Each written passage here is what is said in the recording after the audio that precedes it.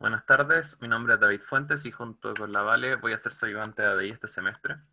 En particular, esta vez voy a solucionar el ejercicio número 2 correspondiente a la ayudantía número 1, el cual indica lo siguiente. Llegando al fin de semestre, su mejor amigo, el cual es ayudante un ramo en la universidad, le comenta que le han solicitado elaborar un informe con las notas finales de los estudiantes del curso, en el cual se deben incluir distintos elementos relevantes para posteriores análisis, tales como el promedio, varianza, desviación estándar y un histograma de las notas finales obtenidas por los estudiantes. Dado que usted está cursando el ramo de ahí, su amigo le solicita si le puede hacer el informe. Usted decide decirle que no. Sin embargo, antes de comunicarle su respuesta, revisa su correo en el cual encuentra que su compañero ya le envió las notas, por lo que decide finalmente hacer el trabajo. Y se adjunta la tabla con la nota respectiva, ¿ya? Entonces, lo que nosotros vamos a hacer a lo largo de este semestre va a ser básicamente intentar establecer un procedimiento estándar o bien una suerte de orden de resolución de los problemas, lo cual me permita facilitar el tratamiento de los problemas y básicamente tener una forma sistemática de resolverlos, ¿ya? Entonces, teniendo eso en cuenta, lo que nosotros vamos a intentar hacer es que a partir de un problema yo pueda seguir un cierto orden para poder solucionarlo, ¿ya? Entonces, ese orden, en general, lo que nosotros vamos a hacer en las ayudantías es primero, en general, o por lo menos de mi parte, es leer el problema de forma de que a partir de la lectura del problema yo pueda identificar qué es lo que se me solicita y a partir de la identificación de qué se solicita pueda obtener las herramientas necesarias para la resolución, ¿ya? Esta parte es súper importante, sé que suena muy trivial, pero más adelante no lo va a hacer tanto, porque por ahora tenemos súper poca materia vista y es bastante evidente lo que hay que hacer. De hecho, acá lo dicen textual. Pero se van a fijar que más adelante, a medida que nosotros vamos adentrándonos en la materia, la resolución de los problemas cada vez se vuelve más compleja y no siempre resulta ser evidente lo que se me solicita o las herramientas que necesito utilizar para la resolución, ¿ya? Muchas veces simplemente se le va a presentar un contexto y a partir del contexto ustedes van a tener que determinar cómo lo trabajo y cómo lo desarrollo, ¿ya? Entonces, esta primera parte es súper crucial para el desarrollo de este curso. Entonces, siempre la lectura del problema, en lo cual necesito saber necesito identificar qué se solicita. Y a partir de lo que se me solicita, yo puedo identificar la herramienta necesaria para la resolución, finalmente desarrollo, y en último lugar, lo que generalmente se hace es graficar y a partir de las gráficas concluir, ¿ya? Entonces, estos pasos vamos a hacer lo que vamos a realizar para este problema. Y en particular, nosotros pudimos ver que a partir de la lectura lo que se me solicita es básicamente obtener el promedio, la desviación estándar, la varianza y finalmente generar el histograma, ¿ya? Entonces, las herramientas que yo voy a necesitar para la resolución de este problema son las siguientes funciones que vamos a utilizar en Excel, ¿ya? Entonces, para obtener el promedio, se utiliza la función igual promedio y que como parámetro se le ingresan los valores a los cuales le quiero obtener el promedio, que en este caso serían las notas, ¿ya? En cada las partes donde sale valores, en este caso, para el problema en cuestión que estamos trabajando, sería el conjunto de notas que se me entregó en la tabla. En el caso de la desviación estándar, se utiliza la desviación estándar.m, ya que es una muestra. En la varianza se utiliza var.s, S de sample, que también corresponde a muestra. Y la parte de valor máximo y mínimo y de contar o contar sí lo vamos a utilizar fundamentalmente para la elaboración del histograma. Ya eso lo vamos a ver más en detalle en la parte del Excel. Entonces, lo que vamos a hacer ahora es, vamos a ir a trabajar en el Excel y a partir de eso nosotros eh, vamos a poder resolucionar el problema, ¿ya? Entonces, aquí como pueden apreciar, ya estoy compartiendo la pantalla del Excel. Ya copié la tabla de notas, tengo las 30 notas, las ordené hacia abajo, por un tema de comodidad más que nada, también lo pueden trabajar hacia el lado. Y lo primero que en general vamos a realizar en este curso siempre es calcular el promedio y la desviación estándar. Y en particular en este caso también se nos pide la varianza, ¿ya? Entonces, recordando las ecuaciones que utilizamos, que presenté anteriormente en el PPT, para calcular el promedio se utiliza la función promedio y le ingreso como parámetro los valores, ¿ya? Entonces, eh, lo que, lo que pueden hacer para hacerlo más fácil es simplemente escribir promedio, abren paréntesis, hacen clic en la primera celda, apretan control mayús o sea, control shift y flecha hacia abajo, y así lo hacen de forma mucho más rápida, ¿ya? También lo pueden hacer manual, pero eso les puede servir para hacerlo de forma más rápida.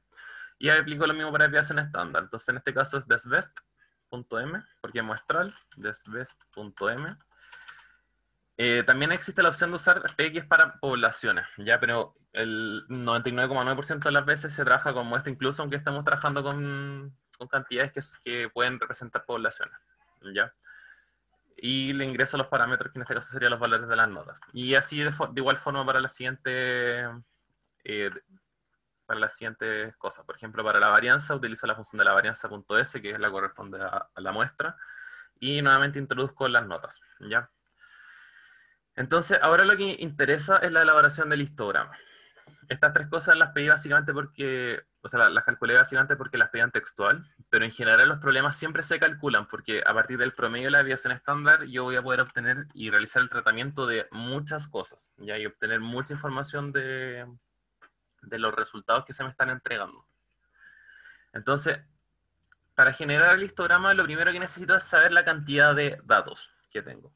La cantidad de datos, bueno, en este caso es súper sencillo porque ya está contado. Simplemente basta con poner 30. Pero también puedo utilizar la función contar, ¿ya? La función contar es básicamente eso. Es contar. Entonces yo, por ejemplo, pongo igual, contar, y introduzco la cantidad de cosas que quiero contar. Entonces en este caso hago lo mismo. Control Shift, flecha hacia abajo, y ahí tengo todos los datos, que serían 30. ¿Ya? Y que coincide obviamente con la cantidad de números que se me entregan acá. Para obtener el valor máximo y mínimo, tengo dos opciones nuevamente. Uno, puedo verlo visualmente de la tabla y poner el valor que encuentro mínimo y máximo, pero ahí uno siempre puede que se le pase un valor que uno no vea o equivocarse al introducirlo, etc. Entonces, lo que puedo utilizar también es la función máximo y la función mínimo, que funcionan de igual forma ambas, simplemente que una se llama max y la otra mínimo. Entonces, para el valor máximo introduzco max y la cantidad de los valores que básicamente necesito, entre los valores los cuales yo voy a buscar el máximo, ¿ya?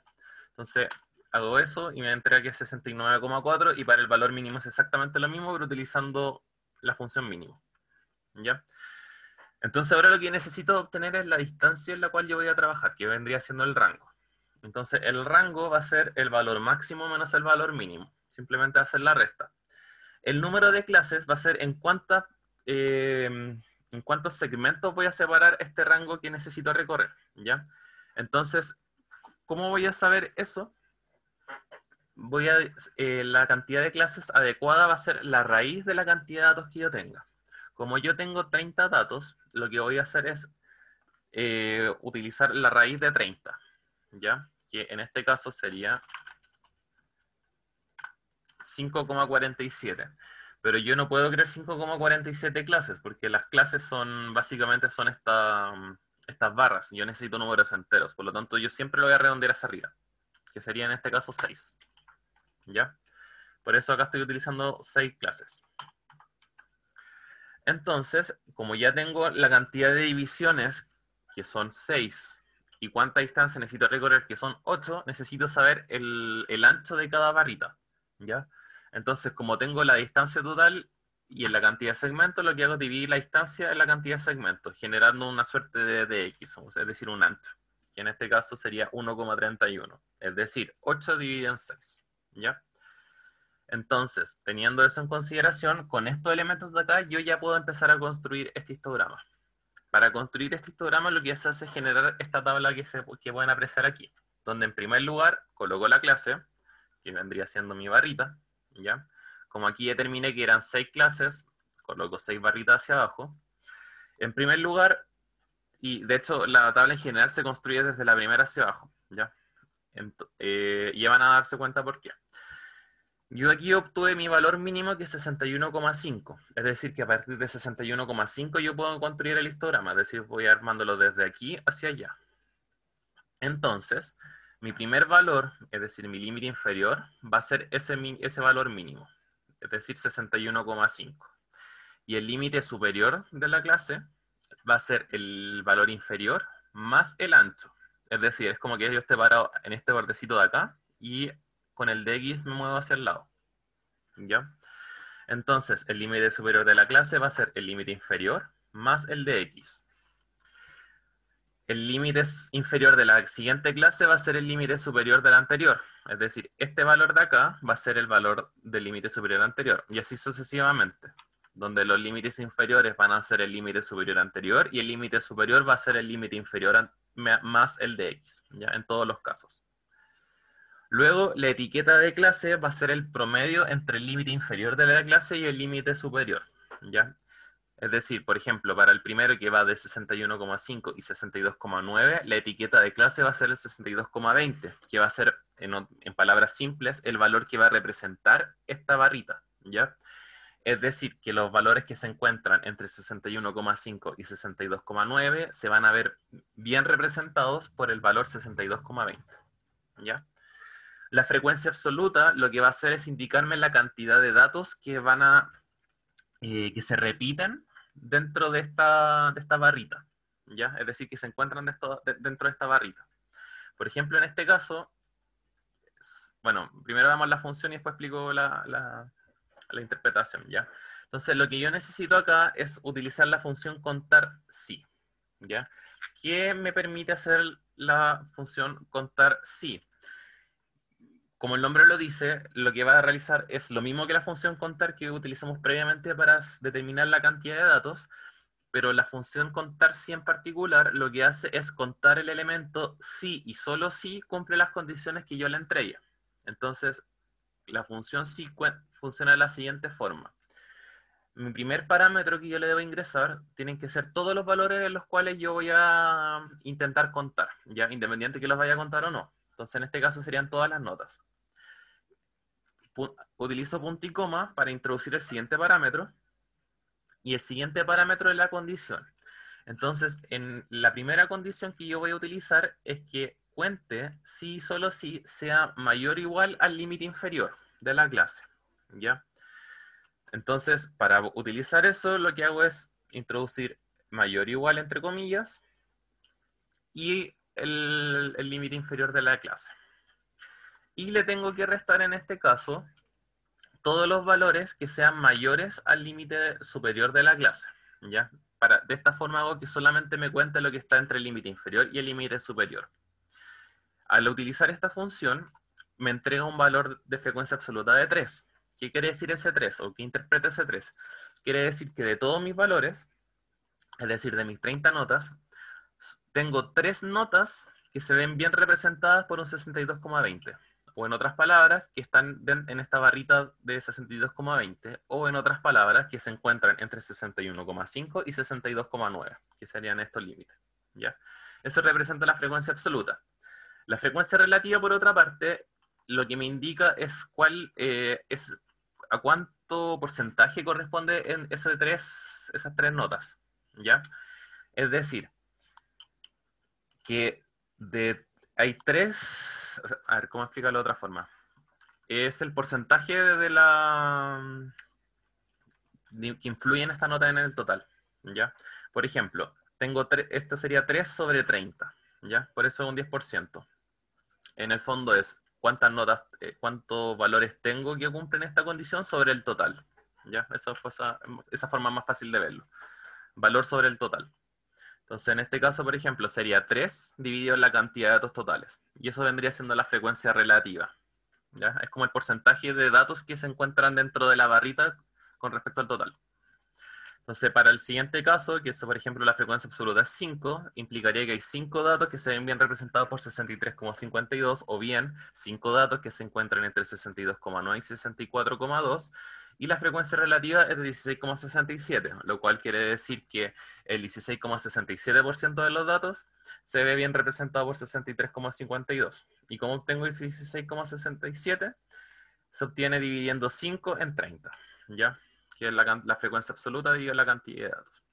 Y con respecto a la frecuencia acumulada, es simplemente la suma de todas las frecuencias relativas que yo voy obteniendo. Entonces, para el primer caso, es simplemente el 10%, porque tengo solo esa.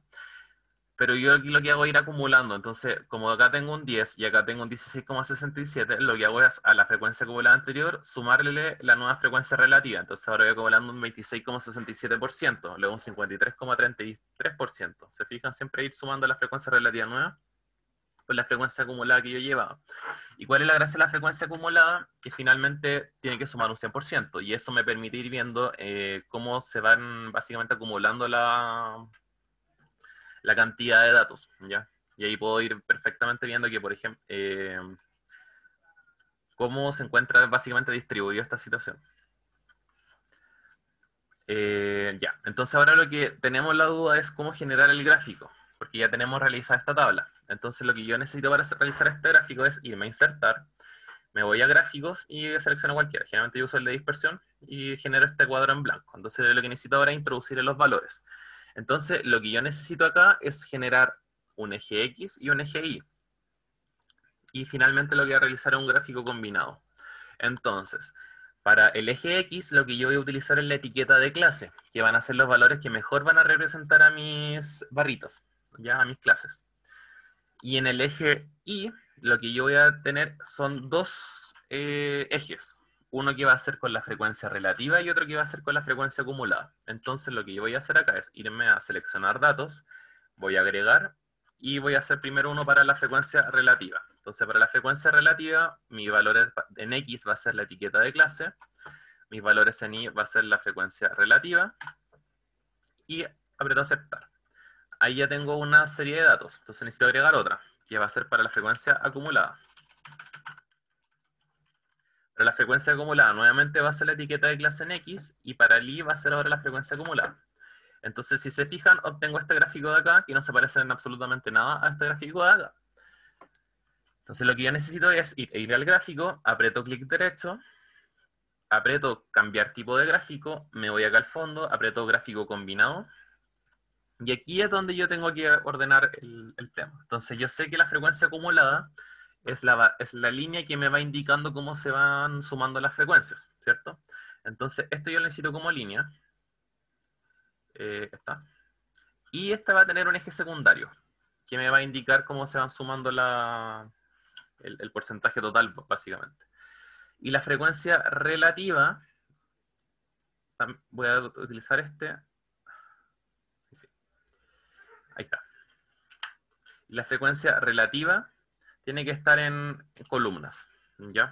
Entonces ahora con este gráfico, si se fijan, tengo la marca de la clase que me va a representar el mejor valor que representa esta clase. Voy a tener la sumatoria o sea, va a tener las frecuencias acumuladas y va a tener las frecuencias relativas. Entonces ahí genero el gráfico que, si se fijan, es lo mismo que el de arriba, solo que está en colores contrarios por cómo seleccioné los valores, ¿ya? Pero básicamente es la misma situación.